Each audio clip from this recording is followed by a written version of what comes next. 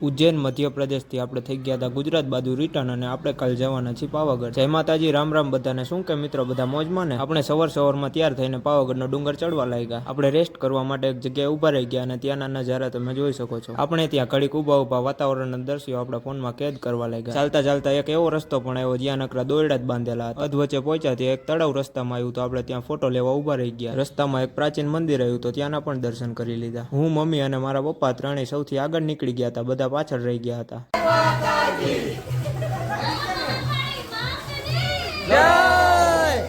ત્યારબાદ એક દુકાને ઊભા રહી ગયા હતા પ્રસાદી લેવા, તો ત્યાં કંકુ જ કંકુ હતું નકરું। ફાઇનલી ત્યાંથી આપણે થોડીક પ્રસાદી લઈ લીધી હતી। પથિયા ઉપર ચડતા ચડતા આપણે મંદિરથી થોડાક જ નજીક રહ્યા હતા। ફાઇનલી આપણે ડુંગર ઉપર ચડી ગયા હતા અને માતાજીના મંદિરે પહોંચી ગયા। મહાકાળી માતાના દર્શન કરી લીધા અને તમે પણ કરી લો। આ છે માતાજીનું સુંદર, પ્રખ્યાત અને નવું મંદિર। ત્યાં બેસીને થોડાક સિંગદાળિયા ખાઈ લીધા। નીચે ઉતરતા એક દુકાન જોઈ લીધી તો તેમાં પડેલી બધી વસ્તુ જુઓ। પાવાગઢ ડુંગર માચી સુધી ચડવા માટેનો રસ્તો જે તમે જોઈ શકો છો કેવો ઢાળમાં બનાવ્યો છે। ત્યાંથી નીચે ઉતરીને આપણે આવી ગયા હતા એક જંગલમાં। જંગલમાં આપણે વહેતું પાણી જોઈ લીધું અને પાણી કેટલું ચોખ્ખું છે તમે જોઈ શકો છો। જંગલમાંથી નીકળતા એક સીતાફળનું ઝાડ જોઈ લીધું તો ત્યાંથી એક સીતાફળ લઈ લીધું। ફાઇનલી આપણે બસમાં બેસીને ડાકોર જવા માટે નીકળી ગયા હતા। ડાકોરમાં પહોંચીને આપણે આવી ગયા હતા એક સ્વામિનારાયણના મંદિરમાં અને ત્યાં બસ પાર્કિંગમાં મૂકી દીધી। ત્યાંથી આપણે રણછોડરાયજી મંદિર જવા માટે રિક્ષામાં બેસી ગયા। મિત્રો, આ છે જગ વિખ્યાત ડાકોરના રણછોડરાયજીનું મંદિર। ત્યાંથી નીકળી ગયા અને બસમાં તો અમને બાકાજીકી બોલાવી દીધી।